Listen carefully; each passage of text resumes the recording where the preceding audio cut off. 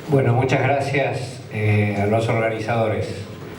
En primer lugar, a la Fundación Amparo y a Teresita Luna, compañera mía en el Senado de la Nación, que hizo lo necesario para que esta reunión tuviera lugar. Muy honrado de que el intendente de La Rioja, el amigo Paredes Urquiza, nos acompañe hoy presentándome. Muy impresionado también por haber generado lo que ustedes vieron en la profesora con estas modestas letras que he escrito. Ahora voy a hacer un comentario sobre eso. Muchas gracias a mis compañeros de Cambiemos, el diputado Albán, y a gente de distintos partidos. Esta concurrencia multipartidaria me parece que es muy buena para el momento difícil, crítico que está viviendo la Argentina. Crítico no en el sentido de desastre, sino en el sentido de que tenemos que tomar un camino o el otro camino, ¿no? Estamos en una encrucijada de caminos y podemos tomar el camino del enfrentamiento y de la destrucción, o el camino de la concordia, de la colaboración y de la construcción, para lo cual es necesario el ejercicio del respeto y del diálogo, y de poner por delante de la Argentina de nuestros partidos, o de nuestra facción, o de nuestros grupos, o de nuestras personas, ¿no? Y estamos haciendo ese ejercicio en la Ley de Presupuesto Nacional que se va a discutir estos días en el Congreso, y realmente creo que abre una muy buena perspectiva para los argentinos, que nos deja con optimismo y con tranquilidad para enfrentar el momento difícil. Bueno, voy a hablar un poco de este libro. No se asusten, porque yo creo que es menos profundo de lo que dijo la profesora. Es nada más que... No es un ensayo escrito por alguien que sabe cosas. Es una búsqueda de alguien que no sabe cosas. Y está escrito de una manera que me surge lo que siento, que es que le pido a los que lo lean que me acompañen, Yo me veo a mí mismo, no sé si a ustedes les pasa lo mismo. Si no les pasa, hagan el ejercicio. Cuando uno quiere saber realmente lo que uno es, ¿no?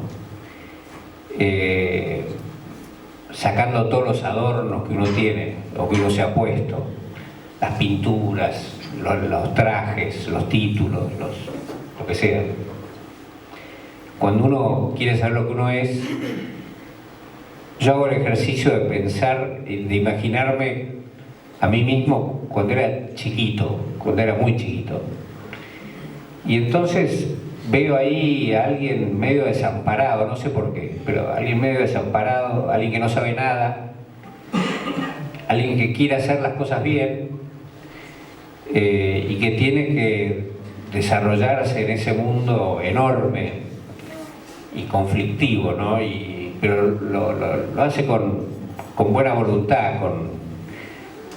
con buen espíritu, y tratando de hacerlo mejor, tratando de descubrir. Entonces, lo único que trato en este libro es de decirles: miren, les voy a contar una intimidad de alguien débil, que, como muchas veces nos pasa cuando recibimos un golpe en la vida, o cuando alguien cercano a nosotros recibe un golpe y sufre, son los momentos en los que uno se mete para adentro y se pregunta qué es lo que tiene ahí y cómo hace para manejar el sufrimiento que tiene, y cómo hace para sacar algo bueno de eso y para seguir caminando. Y desde ese lugar lo único que he querido es decirles: acompáñenme en este camino de preguntas, porque estoy convencido de que en la vida son mucho más importantes las preguntas que uno se hace que las respuestas que uno da. Si vos te haces la pregunta equivocada, nunca llegás a donde querés llegar. Y las respuestas nunca son únicas. Cuando uno quiere llegar desde esta punta a la otra, uno podría decir que bueno, el camino es por el medio, pero también se puede ir por un costado, se puede ir por el otro, se puede ir por abajo, se puede ir por arriba, se puede ir por infinitos lugares. Así que son más importantes las preguntas que las respuestas.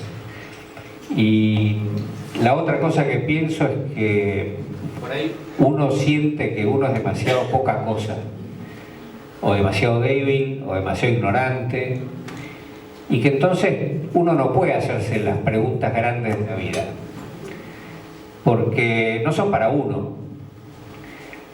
Y cuando uno hace preguntas muy grandes o usa palabras grandes, medio se pone colorado, ¿no? La palabra amor, por ejemplo. No se usa mucho la palabra amor, ¿no? Vamos a hablar del amor. Bueno, dice, este flaco, ¿qué le pasa? Se reblandeció, una cosa un poco como negativa, ¿no? Pero bueno, las preguntas grandes nos generan respuestas grandes, y en el sufrimiento se encuentran muchas veces esas respuestas.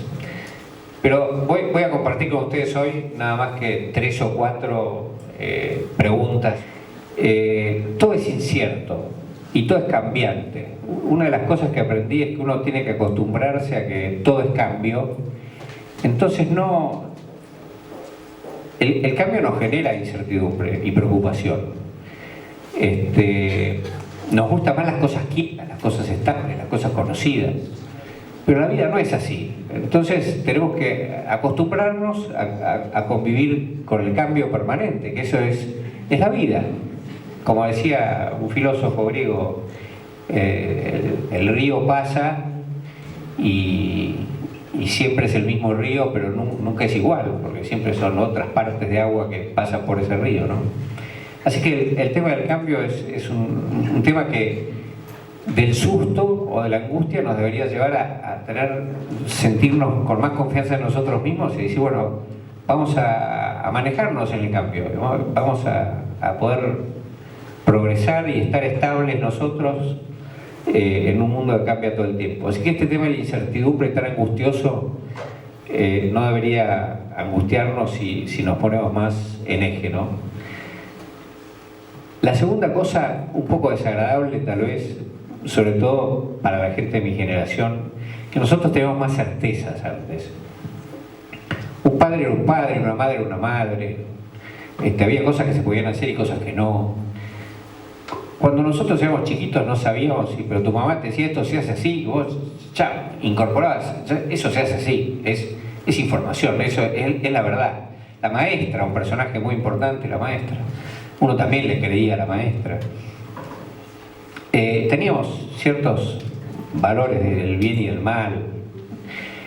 Y ahora es como que todo está en discusión, ¿no? Y donde los valores por ahí se miran con una sonrisa, ¿no? Entonces un tipo que no cree en nada, que es un escéptico, que es un cínico, que solo busca su interés, por ejemplo, actuando en la política, es visto como alguien piola, un tipo inteligente, que conoce la cosa. En cambio, un tipo altruista parece un salame, ¿no? Y entonces uno empieza a ver ahí como que no se puede vivir sin ningún valor o sin ninguna certeza de valores. Entonces, este es el mundo donde estamos. Y además venimos del siglo XX. Y el siglo XX fue un siglo donde se destruyó la esencia del ser humano, ¿no? Uno piensa en las cosas que hicieron los nazis, de no reconocerle a algunas categorías de seres humanos su condición de ser humano. Y como no le reconocían su condición de ser humano, los podían eliminar. Este mecanismo de que al adversario o al enemigo o a la persona a la que le queremos echar la culpa de todo, el otro, el distinto de nosotros, le sacamos la humanidad para matarlo, para desaparecerlo, para destruirlo. Esa es la historia del siglo XX y nos dejó espantados el siglo XX, para ser franco, ¿no? El nazismo, el fascismo, el comunismo, dictaduras militares, extremismos, pero toda esta cosa de destrucción de lo humano, ¿no? Entonces ahí viene la pregunta, ¿qué es lo humano? Y yo creo que tenemos que fijarnos en tres cosas. En la relación nuestra con lo absoluto, con lo que es todo, con los valores totales, absolutos, superiores, que yo creo que el valor absoluto es el amor. Cada uno tiene su religión, pero bueno, la mía creo que es la religión cristiana, creo que es la religión del amor, pero igual que otras religiones que también son religiones del amor. Nuestra relación con lo absoluto, nuestra relación con lo interior. Piensen un minuto. Si existiera Dios, sería bastante obvio que nosotros tenemos adentro nuestro una parte que también es Dios, porque somos parte de lo mismo, de lo que Dios es parte, ¿no? Así que un cachito de Dios tenemos adentro, alguna capacidad de conexión con lo divino, con lo sagrado, con lo eterno. En realidad la pelea es lo eterno y lo que desaparece, lo que se muere. Bueno, pero eso también identifica al hombre, lo interior. Y después lo colectivo, esta cosa de relacionarnos con los demás, ¿no? Nosotros no podemos ser una persona o un ser humano solos. Nosotros actuamos como humanos relacionándonos con los demás. Obviamente, a través del amor o a través del conflicto, de lo que sea, pero nosotros somos en tanto en cuanto nos relacionamos con los demás y le hacemos algo lindo a alguien y nos sentimos bien nosotros y sentimos amor. ¿Y por qué es? Es porque el otro es feliz y eso nos hace felices a nosotros. Y nos abrazamos con alguien y sentimos el abrazo del otro, y lo que reconocemos ahí es que el otro también es un ser humano, y cuando el otro tiene un momento de debilidad, nosotros nos conectamos con él. Yo estoy convencido que nos conectamos con los demás no por nuestras fortalezas, sino por nuestras debilidades. Cuando somos vulnerables, cuando estamos mal, ahí nos conectamos de verdad con el otro, ¿no? O cuando nosotros estamos mal. Entonces, el tema de la relación con los demás también es constitutivo de lo que es ser humano.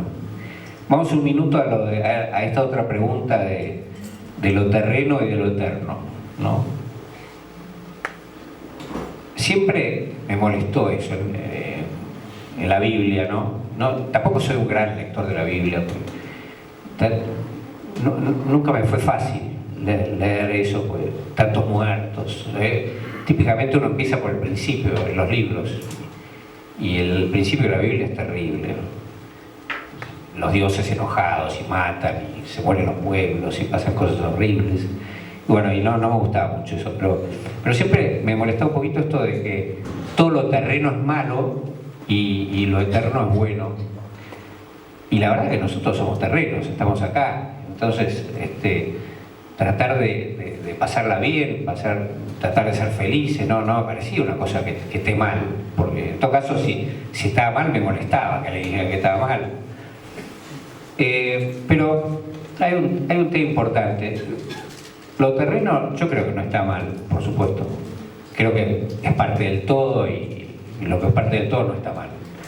Pero lo que sí creo que se llama terreno a lo que se muere. Y nosotros cuando nacemos empezamos a envejecer. Al segundo siguiente de nacer, empezamos a envejecer.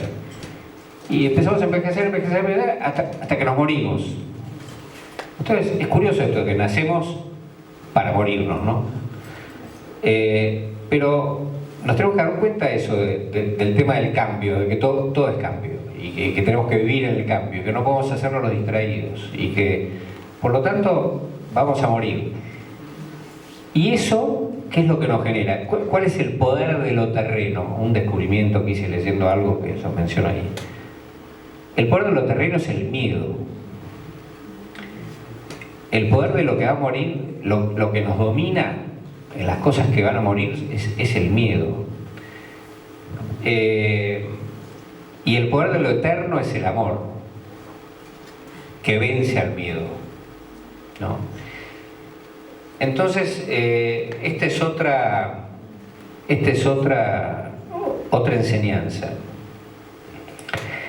La razón lo que hace es dividir las cosas para poderlas entender. Y el amor lo que hace es unir las cosas. Es un movimiento inverso al otro. Uno busca dividir para poder entender. El amor busca unir, ¿no? Y el poder de lo eterno es la unidad. Es obvio eso. Lo eterno es todo junto. El pasado, el presente, el futuro. Todo junto. La creación, Dios, las plantas, todo eso es una unidad, eso es evidente. Pero eso nos hace que tengamos que prestar atención a un par de cosas. La primera es que tenemos que respetar lo diverso, lo distinto de lo nuestro. Esto es muy importante, especialmente para los políticos. El que es diverso no es un enemigo a destruir. Tenemos que valorar lo diverso, ¿no? Si nosotros tenemos que respetar el conjunto de todo, tenemos que respetar lo que es distinto de nosotros. Y el amor es poderse feliz por la felicidad del otro, así que también ese es un ejercicio que tenemos que hacer. Paso a un par de comentarios más. Estudiando a unos Vieron que ahora están de moda unos tipos que estudian las neurociencias, ¿no? Y hablan y son una especie de tipos famosos. Las neurociencias es cómo funciona el cerebro. Y entonces los tipos han hecho 2 o 3 trucos y los cuentan y son como los gurúes de la modernidad. Pero hace poco tuve el privilegio de ir a una universidad muy prestigiosa de Estados Unidos, a Harvard, un seminario, y estaba el jefe del laboratorio cognitivo de neurociencias de Harvard, tipo joven. El tipo decía, bueno, la pregunta que yo me hago, para eso estaba el tipo en esa universidad enseñando e investigando, la pregunta que yo me hizo una sola pregunta en la vida, y se dedica toda su vida a eso. La pregunta que yo me hago es ¿por qué los hombres colaboran entre sí en lugar de confrontar entre sí? Esa es la pregunta del tipo. Y la respuesta, que es muy importante la pregunta esa, porque cuando uno colabora construye, y cuando uno confronta destruye. Y no es menor en la vida construir o destruir, ¿no? Así que está buena la pregunta que se hizo el tipo, pero la conclusión, después de largo razonamiento, investigación y demás, era que lo único que te permite colaborar es la confianza.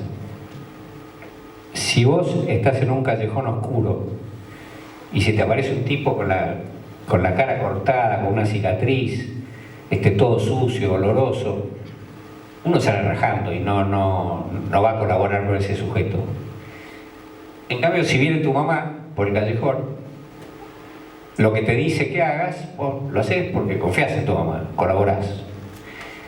Bueno, entonces este tema de la importancia de generar confianza entre las personas, que es lo que hace que gente, por ejemplo, de distintos partidos políticos pueda sentarse y construir, ¿no? Y colaborar y dialogar.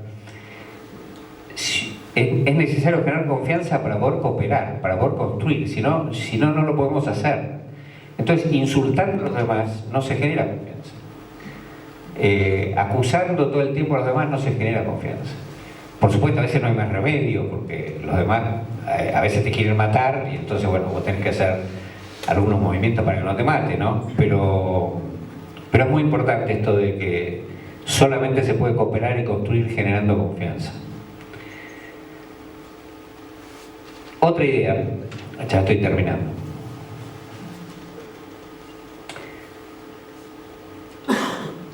Yo me preguntaba todo el tiempo, ¿qué es lo que está bien en las acciones políticas o sociales? ¿Qué es lo que está bien? Y distintos autores iban tirando ideas, cosas, y al final llegué a una conclusión, bueno, que no llegué yo, llegaron ellos, pero la pesqué. Y decían que lo que estaba bien era todo lo que desarrolle tu propio potencial. O sea, cada uno de nosotros tiene un potencial. Lo que llamamos el destino nuestro no es una casualidad que nos pase, sino el destino nuestro es lo que nosotros podemos hacer. Todo lo que podemos hacer si somos lo mejor que podemos. En nuestra mejor versión, lo más que podemos hacer, eso es nuestro destino, lo más que podemos hacer. Es muy difícil, nunca nadie llega a cumplir con su destino en ese sentido, ¿no? Nunca nadie llega al máximo de todo lo que puede hacer, el máximo de la bondad, de la belleza, de la verdad, de la entrega, del servicio. Bueno, es muy difícil, o sea, si sos un santo, por ahí te arrimás, pero digo, todo lo que contribuye a desarrollar el propio potencial, no el propio tuyo, sino de los demás también, eso es positivo, social y políticamente. Y la otra cosa positiva, social y políticamente, lo que es bueno, social y políticamente, es lo que integre lo diverso. Yo sé que es raro esto, pero lo que permita desarrollar los potenciales y que en lugar de destruir lo diverso, lo integre en una cosa que tenga unidad, que tenga coherencia. Eso es lo bueno para el progreso de la sociedad y de la política. La misma materia, porque como dijo la profesora, yo me puse en un capítulo a analizar los descubrimientos de los físicos cuánticos, ¿no? Es una cosa medio extraña, pero bueno. De ahí vino la energía atómica, todos estos descubrimientos a principios del siglo XX. Lo que fueron descubriendo esos personajes era que la materia tenía partículas elementales que tenían conocimiento, se daban cuenta de lo que hacía la partícula de al lado y reaccionaban en consecuencia. Ese fenómeno de que la materia tenga conocimiento, la materia quiere decir las plantas, quiere decir los animales, ¿no? Los hombres también. Esa cosa de que la materia pueda reconocer lo que hace la partícula de al lado y reaccione, ¿no? Y se ordene de vuelta a sí misma, que eso es la vida, esa capacidad de reordenarse y reaccionar y reordenarse y seguir reproduciéndose, esa es la vida, la definición de vida. Si la materia tiene esa capacidad de reconocer al otro y adecuarse y actuar en consecuencia, cuando yo decía esto de integrar lo diverso, también es absolutamente importante que lo hagamos. Eso se lo dejo para que lo piensen los políticos. Cómo hacer para desarrollar el potencial, que no es egoísmo, es dar lo máximo que puedo dar, no es egoísmo. Egoísmo es sacar el máximo provecho con el mínimo esfuerzo, que es otra cosa, ¿no? Y eventualmente bromar a otro para tener un beneficio, eso es otra cosa, ¿no? Yo no digo bromar a otro, digo desarrollar nosotros nuestro máximo potencial e integrar lo diverso. Eso creo que es lo bueno en materia social. Voy a terminar. Ya que estoy, hablo un minuto de la Argentina actual. Nosotros somos de distintos partidos políticos, las palabras nos marcan. Entonces hemos inventado dos palabras que yo no sé si son buenas. Una es oficialismo, no sé de dónde viene, y otra es oposición. yo fui jefe de oposición varios años en la Cámara de Diputados. Y me parece que la democracia no es eso, ¿no? A mí me parece que está bien esto de confrontar y de decir esta es mi idea. No esta es mi idea.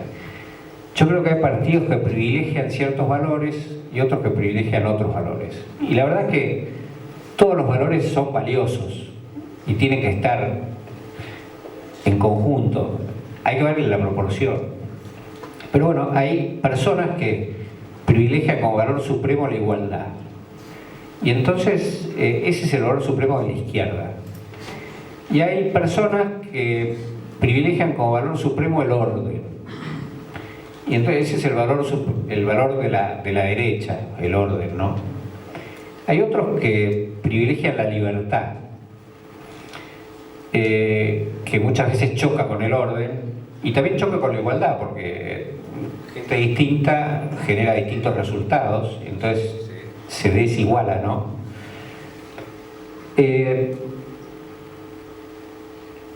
Yo me defino a mí mismo de extremo centro, con lo cual creo que tiene que haber igualdad y orden y libertad y soy feliz con todos, ¿no? Es un mecanismo. No, pero de verdad creo eso. Pero lo que digo es, la democracia me parece que no es decir que todo lo que hace el otro está mal. La democracia me parece que no es decir que todo lo que yo hago está bien. La democracia no es destruir al adversario para que vaya bien a mí. Me parece que la democracia virtuosa, por lo que decía antes, tiene que ser el otro que tiene ciertos valores o privilegia ciertos valores y yo nos podemos sentar a ver qué es lo que tenemos en común, qué es lo que es bueno para lo que es de los dos, la Argentina o La Rioja, y qué podemos construir a partir de ahí. Para eso lo tengo que respetar al otro, tengo que tener empatía, ponerme en los zapatos del otro, entender qué es lo que él quiere, qué es lo que él ve como valioso, tratar de concedérselo, tratar de que él respete lo que es valioso para mí y ver si lo valioso de los dos podemos hacerlo funcionar en común. Tenemos una obligación común, que es La Rioja, que es la Argentina. Entonces, si nos respetamos, si generamos confianza y podemos colaborar, y si nos damos cuenta que tenemos algo que es más importante que nosotros dos, entonces podemos construir algo diferente. En este momento la Argentina está construyendo algo que puede significar un regalo para los argentinos. Creo yo, y cree el presidente también, que estamos construyendo la posibilidad de regalarnos 10 años de estabilidad, por lo menos. Pero digamos 10 años para poner algo que no sea menos de 10 años. 10 años de estabilidad. Si yo le pregunto a cada uno de ustedes o a cada uno de los argentinos cómo es su situación en este momento, va a decir que no es buena. Y que le gustaría que el Estado haga algo para mejorarla. Y yo creo que es razonable eso, que está bien. Pero si yo le digo a cada uno de ustedes, mira, esta situación no es buena, pero ¿por qué no nos regalamos 10 años de estabilidad? 10 años que te garanticen que no va a haber más crisis destructivas en la Argentina, que no va a haber las hiperinflaciones del año 89, del 90, del 91, que no va a haber más las explosiones de deuda del año 2001, 2002, que no va a haber más estas cosas que de un día para el otro te convierten en pobre y que te destruyen tu empresa y que hay que empezar de vuelta abajo y que nunca llegas a completarla porque viene otra crisis.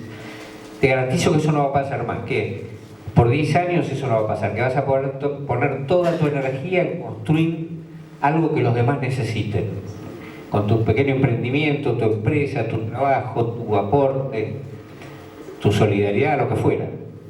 Vos vas a poder poner toda tu energía en eso. ¿Cuál es el techo de desarrollo y de crecimiento de la Argentina? No tiene techo. Entonces, creo que estamos frente a esa posibilidad, enorme posibilidad. Acabamos de acordar que la Argentina va a tener un presupuesto el año que viene, a pesar del momento crítico que estamos viviendo, y acabamos de acordar que la Argentina no va a gastar más de lo que tiene. Y una vez que lleguemos a ese punto, va a ser mucho más fácil mantenerlo ese punto. Así que la Argentina no va a gastar más de lo que tiene por los próximos 10 años. Y vamos a tener 10 años sin crisis, 10 años de estabilidad, 10 años de crecimiento, 10 años de poner la energía a producir más y mejor. Otro mundo, un país maravilloso como es, porque uno recorre la Argentina y habla con los argentinos y dice, ¿cómo este país con esta gente puede producir estos resultados permanentemente de frustración, de decadencia? Bueno, así que lo que tenemos que hacer es una cosa que menciono en el libro que decían los indios del norte de Estados Unidos. Un blanco le decía a un indio que se pensaba con la cabeza. Y el indio lo miraba y le dijo, vos estás loco, se piensa con el corazón, decía el indio, ¿no? Y la palabra concordia, que es lo que estamos buscando, la palabra concordia quiere decir poner los corazones en común. Cordia es el corazón. Es la misma palabra, cordia, el corazón, es la misma palabra que cuerdo. Alguien que no está loco, que está cuerdo, es que está centrado en el corazón. Así que tenía razón el indio. El blanco decía que se pensaba con la cabeza, estaba loco. Se piensa con el corazón. Bueno, muchas gracias.